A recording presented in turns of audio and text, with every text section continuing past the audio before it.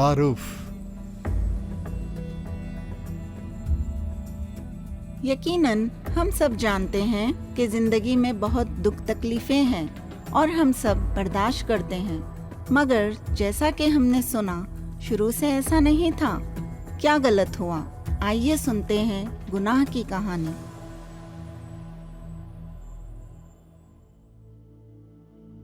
کہانی۔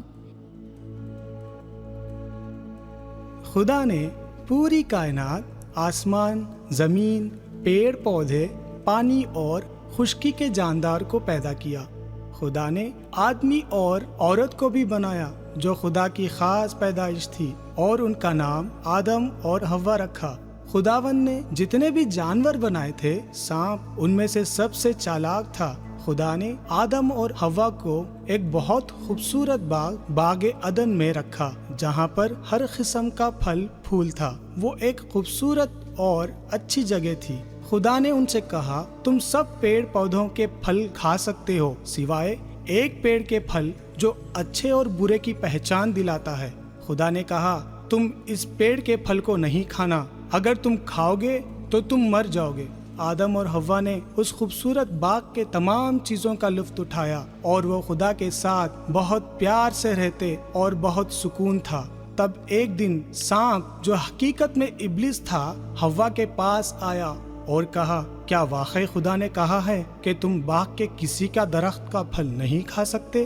حوا نے سانپ سے کہا، ہم باغ کے درخت کا پھل کھا سکتے ہیں، سوائے اس درخت کا پھل جو باغ کے بیچ میں ہے، جو اچھے اور برے کی پہچان دلاتا ہے۔ خدا نے اس پھل کو کھانے سے منع کیا اور کہا، اسے چھونا تک نہیں، ورنہ تم مر جاؤ گے۔ تب سانپ نے عورت سے کہا، تم ہرگز نہیں مرو گے، بلکہ خدا جانتا ہے کہ جس دن تم اس پھل کو کھاؤ گے، تمہاری آنکھیں کھل جائیں گی اور تم خدا کے مانند نیکی اور بدی کے جاننے والے بن جاؤ گے۔ جب حوا نے اس پھل کو دیکھا تو وہ اس سے بہت دلخوش اور خوشنما لگا، اور حوا نے اس پھل کو کھایا اور اپنے شوہر آدم کو بھی کھلایا جو اس کے ساتھ تھا۔ تب ان دونوں کی آنکھیں کھل گئی اور انہیں احساس ہوا کہ وہ ننگے ہیں۔ انہوں نے پیڑ کے پتوں سے اپنے لیے کپڑے بنا لیے تاکہ وہ اپنے جسم اور شرم کو ڈھانک سکے۔ تب آدم اور اس کی بیوی حوا نے خداوند کی آواز سنی۔ خداوند نے آدم کو پکار کر پوچھا، آدم تم کہاں ہو؟ آدم نے جواب دیا،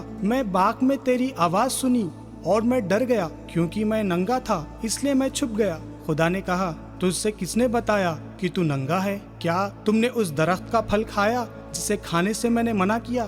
آدم نے کہا، جس عورت کو تو نے میرے ساتھ رکھا، حوا نے مجھے وہ پھل کھلایا۔ تب خداوند نے عورت سے کہا، تو نے یہ کیا کیا؟ عورت نے کہا، سانپ نے مجھے بہکایا اور میں نے کھا لیا۔ خدا کو ان کے گناہ کی سزا دینی پڑی۔ خدا نے عورت سے کہا کہ میں تیرے درد کے حمال کو بہت بڑھاؤں گا، تو درد کے ساتھ بچے جنے گی، تیری رغبت یعنی کشش اپنے شوہر کی طرف ہوگی اور وہ تجھ پر حکومت کرے گا۔ خدا نے آدم سے کہا، کیونکہ تو نے اپنی بیوی کی بات سن کر اس پھل کو کھایا جس کو میں نے کھانے سے منع کیا تھا، اس لیے تیری سبب سے زمین پر لعنت ہوگی۔ تو محنت مشقت کر کے عمر بھر کی پیداوار کھاتا رہے گا، تو کھیت کی سبزیاں کھائے گا، تو اپنے ماتھے کے پسینے کی روٹی کھائے گا۔ اپنی اولاد کے پیٹ بھرنے کے لیے تجھے محنت کرنی پڑے گی، اور ایک دن تو مر جائے گا اور دوبارہ اسی مٹی میں جا ملے گا جس سے تو بنا ہے۔ تب خدا نے سانپ سے کہا، اب سے تو اپنے پیٹ پر رینگے گا اور دھول چاٹے گا۔ ایک دن حوا کی اولاد آئے گی اور تو اس کی ایڑی پر کاٹے گا، لیکن حوا کی اولاد تیرا سر کچل ڈالے گی۔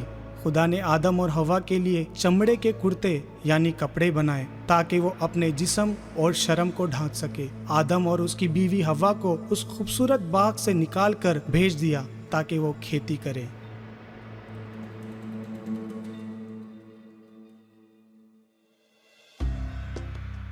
سوالات۔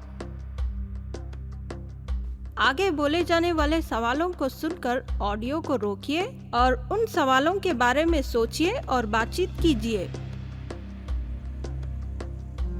اس کہانی میں آپ کو کیا اچھا لگتا ہے؟ آدم اور حوا نے ایسا کیا کیا جو خدا کو ناپسند تھا؟ آدم اور حوا کے گناہ کی وجہ سے کیا ہوا؟ आदम और औरत को क्या सजा मिली? इब्लिस को क्या सजा मिली? आदम और हवा के गुनाह का कफारा क्या होगा? इस कहानी में खुदा की भलाई और अजमत कैसे नजर आती है?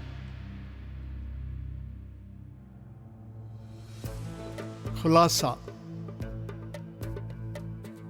खुदा ने आसमान और ज़मीन को अपने कलाम से पैदा किया। ज़मीन पर पहले इंसान आदम और हवा को बनाया। खुदा ने उन्हें अपनी सूरत में अपने बच्चों की तरह पैदा किया और उन्हें अपने करीब रखा, यानी खुदा की मौजूदगी में, जहाँ कोई तकलीफ नहीं बल्कि सिर्फ अमन और खुशी थी। जब आदम और हवा ने खुदा की नाफरमानी की तो वो गुनहगार हो गए और इस तरह खुदा की खालिस और पाक मौजूदगी छोड़नी पड़ी, और उन्होंने दरियाफ्त किया कि लोगों की हर नस्ल ने खुदा की मौजूदगी से बाहर जो कुछ दरियाफ्त किया है वो दुख और दर्द बहुत अजीम है।